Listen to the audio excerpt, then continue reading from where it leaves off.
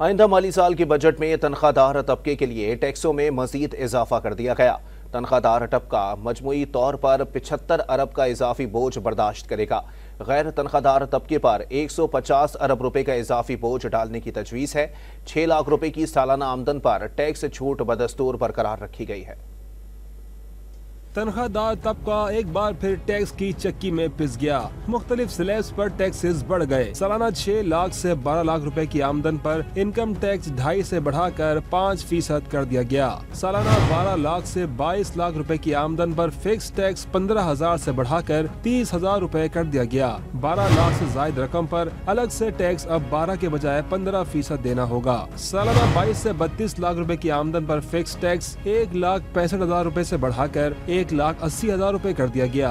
22 लाख से जायद रकम पर टैक्स भी 22.5 से बढ़ाकर 25% कर दिया गया। सालाना 32 से 41 लाख रुपए कमाने वाले को 4,30,000 रुपए फिक्स टैक्स देना होगा। 32 लाख से जायद रकम पर अलग से 30% टैक्स लगेगा। सालाना 41 लाख रुपए से जायद आमदन पर 7 लाख रुपए फिक्स और 41 लाख रुपए से जायद रकम पर 35% अलग से टैक्स की तजवीज दी गई है। सिर्फ 6 लाख रुपए सालाना आमदनी पर टैक्स छूट बरकरार है।